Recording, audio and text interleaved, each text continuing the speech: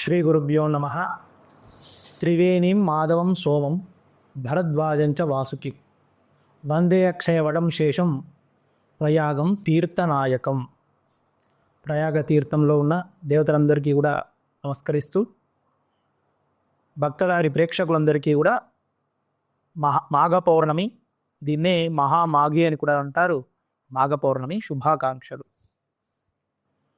మాఘ పౌర్ణమి అని వ్యవహారం చేస్తున్న ఈ పండగ మాఘ పూర్ణిమ అని పేరు ఎందుకు వచ్చిందంటే, పౌర్ణమి మఖా నక్షత్రం రోజు రావడం వల్ల దీనికి మాఘ పౌర్ణమి అని పేరు వచ్చింది.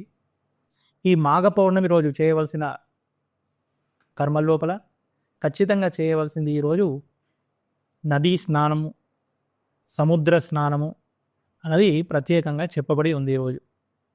మరి సముద్ర స్నానానికి నదీ స్నానం అంటే ఖచ్చితంగా అంటే మనం చాలా రోజులు ఉన్నాయి.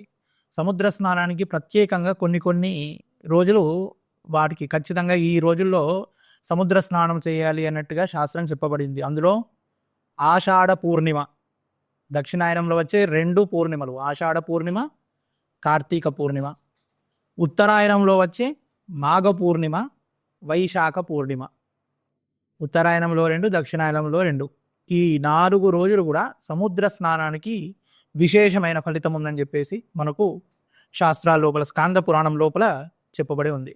కాబట్టి ఈరోజు చేసే నదీ స్నానమే కానీ సముద్ర స్నానమే కానీ విశేషమైన ఫలితాన్ని ఇస్తుంది. వాస్తవానికి మనకు ఒక్కొక్క మాసానికి ఒక్కొక్కటి విశేషమైన ఫలం అని చెప్పేసి మనకు 3 మాసాలు ఉన్నాయి. కార్తీక మాసం అంతా కూడా దీపానికి ప్రత్యేకం. అలాగే ఈ మాఘ మాసం అంతా కూడా స్నానానికి ప్రత్యేకం. తర్వాత వైశాఖ మాసం అంతా కూడా మనకు దానానికి ప్రత్యేకం. అందులో అక్షయ తృతీయ వస్తుంది. అక్షయ తృతీయ రోజు చేసే దానాలన్నీ కూడా విశేష ఫలం. అలా ఒక్కొక్క అంటే మిగిలిన రోజుల్లో స్నానము, దానము అవన్నీ చేయడానికి లేదా అంటే అవి చేయాలి. కానీ ఇంకా ప్రత్యేకంగా ఆ రోజు చేసే ఏవైతే ఉన్నాయో అవి విశేషమైన ఫలాన్ని ఇస్తాయని చెప్పేసి మనకు చెప్పబడి ఉంది. కాబట్టి ఈ మాఘ పూర్ణిమ రోజు చేసే నదీ స్నానమే కానీ, క్షేత్ర సందర్శనాలు, తీర్థయాత్రలు ఏవైతే ఉన్నాయో ఆయా తీర్థయాత్రల్లో ఉండే దేవతలను దర్శించడం వల్ల విశేషమైన ఫలాన్ని మనం పొందవచ్చు. మామూలుగా మనం తీర్థయాత్రకు వెళ్ళినప్పుడు ఏ విధంగా ఉండాలి అన్నది కనుక ఓసారి చూసినట్లయితే అక్కడ పూర్తిగా జాగరూకతతో, పూర్తిగా స్పృహతో ఉండాలి. ఎందుకంటే అన్యక్షేత్రే కృతం పాపం పుణ్యక్షేత్రే వినశ్యతి, పుణ్యక్షేత్రే కృతం పాపం వజ్రలేపో భవిష్యతి అన్నారు. అంటే మనము సాధారణంగా మనము ఇక్కడ లోకల్గా అంటే మనం నివసించే ప్రాంతం లోపల చేసే పాపాలే కానీ, చుట్టుపక్కల చేసే ఉన్న ప్రదేశంలో చేసే పాపాలే కానీ అవన్నీ ఎక్కడ పరిహారం అవుతున్నాయంటే పుణ్యక్షేత్రముకి వెళ్ళి అక్కడ స్నానం చేయడం కానీ, అక్కడ దాన ధర్మాలు చేసుకోవడం వల్ల కానీ అక్కడ మనకు పరిహారం అవుతున్నాయి. అన్యక్షేత్రే కృతం పాపం పుణ్యక్షేత్రే వినశ్యతి, పుణ్యక్షేత్రంలో ఆ పాపాలన్నీ కూడా పరిహారం అవుతున్నాయి. మరి పుణ్యక్షేత్రే కృతం పాపం, అది అక్కడే పుణ్యక్షేత్రంకి వెళ్ళి అక్కడే పాపం చేస్తే వజ్రలేపో భవిష్యత్తు, అంటే అది వజ్రంగా మారి దాన్ని తొలగించుకోవడం చాలా కష్టమవుతుంది అని మనకు తెలుస్తుంది. కాబట్టి ఈ విషయాన్ని గుర్తుంచుకొని మనం ఈ సమయం చక్కగా కుంభమేళ సమయం, కాశీకి వెళ్తున్నారు, ప్రయాగకి వెళ్తున్నారు, అయోధ్యకి వెళ్తున్నారు, ఈ క్షేత్రాలకు వెళ్ళినప్పుడు ఎంత జాగరూకతో ఉండాలి, స్నానం దగ్గర ఎంత జాగరూకతో ఉండాలి, వ్యవహారం దగ్గర ఎంత జాగరూకతో ఉండాలి, ఎదుటివారితో ప్రవర్తించినప్పుడు ఎంత జాగరూకతో ఉండాలి, ఎంత స్పృహతో ఉండాలి అన్నది చాలా నిర్దేశంగా చెప్పబడి ఉంది. కాబట్టి అక్కడ పుణ్యము రాకపోయినా పర్వాలేదు, కానీ పాపకర్మ అనేది చేస్తే అది వజ్రలేపో భవిష్యత్తు అన్నట్టుగా చెప్పబడి ఉంది. కాబట్టి వాస్తవానికి ఇది చాలా జనాలు కూడా చాలా వెళ్ళిపోతున్నారు, ఎక్కువ మంది వెళ్ళిపోతున్నారు. అంటే శరీరం సహకరించని వాళ్ళు, పిల్లలు, వృద్ధులు, వాళ్ళందరూ కూడా అందరికీ కుంభమేళ స్నానం చేయాలన్న ఆకాంక్ష, కోరిక ఉంటుంది. అంతేకాకుండా ఈ సంవత్సరం వచ్చింది 144 ఏళ్లకు వచ్చే కుంభమేళ అని చెప్పేసి మనందరికీ కూడా తెలుస్తూ ఉంది.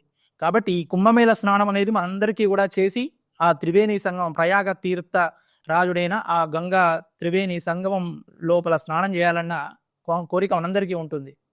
మరి అటువంటి వాళ్ళు ఎలా చేయాలి అంటే, నేను ముందుగా చెప్పిన శ్లోకాన్ని, ఏ శ్లోకం అయితే ఉందో ఆ శ్లోకాన్ని జపించి మనము ఇంట్లో సూర్యోదయ పూర్వము స్నానం చేయడం వల్ల, ప్రత్యేకంగా ఈ మాఘ పూర్ణిమ రోజు ఆ ప్రయాగ క్షేత్రాన్ని స్మరించుకొని, ఆ ప్రయాగ నదులను స్మరించుకొని స్నానం చేయడం వల్ల మనకు ఆ ప్రయాగ, గంగా, గోదావరి సరస్వతి త్రివేణి సంగమ స్నాన ఫలితం అనేది దక్కుతుందని చెప్పడం జరిగింది. ఆ శ్లోకం ఓసారి చూసినట్లయితే త్రివేణి మాధవం సోమం, త్రివేణి మాధవం సోమం భరద్వాజంచ వాసుకి వందే అక్షయవటం శేషం ప్రయాగం తీర్థనాయకం. తీర్థాలన్నిటికీ కూడా నాయకుడు ప్రయాగ క్షేత్రం. కాబట్టి ఆ ప్రయాగ క్షేత్రం లోపల చాలా మంచి మంచి క్షేత్రాలు. ప్రయాగే మాధవేశ్వరి అమ్మవారు శక్తిపీఠం అక్కడే ఉంది. అలాగే వేణిమాధవ్ క్షేత్రం అక్కడే ఉంది. భరద్వాజంచ వాసుకిం, భరద్వాజ ఆశ్రమం అక్కడే ఉంది. వాసుకి, ఏ వాసుకి? అక్కడ మనం క్షీరసాగర మదనం చేసినప్పుడు చిలికిన వాసుకి ఏదైతే ఉందో, రాక్షసులు దేవతలు ఇద్దరు కూడా చిలికిన తర్వాత ఆ వాసుకి ఒక రకమైన అలసట వచ్చింది. ఆ అలసటను తీర్చుకోవడానికి ఆ ప్రయాగ క్షేత్రంలో వచ్చి స్నానం చేసి అక్కడే వాసుకి విశ్రాంతి తీసుకుంది. కాబట్టి వాసుకి క్షేత్రం అక్కడ స్థిరపడింది. అంతేకాకుండా భరద్వాజంచ వాసుకి వందే అక్షయవటం శేషం, అక్షయ వృక్షం మహాభారతం నాటి అక్కడి వృక్షం అనేది ఏదైతే ఉందో అక్కడ ఉంది. కాబట్టి అవన్నిటికీ కొలువైన ప్రయాగ క్షేత్రం ఏదైతే ఉందో, ముఖ్యంగా గంగా, యమున, సరస్వతి 3 నదులకు కొలువైన ఆ ప్రయాగ క్షేత్రాన్ని స్మరించుకొని స్నానం చేయడం వల్ల, ప్రత్యేకంగా ఈ మాఘ పూర్ణిమ రోజు స్నానం చేయడం వల్ల మనము కుంభమేళా ఫలాన్ని కూడా పొందవచ్చు. కాబట్టి ఆ విషయాన్ని గుర్తుంచుకొని వృద్ధులు, పిల్లలు, గర్భిణీ స్త్రీలు వీళ్ళందరూ కూడా ఆ శ్లోకాన్ని జపించి స్నానం చేయడం వల్ల మనం ప్రయాగ కుంభమేళ ఫలాన్ని పొందవచ్చు.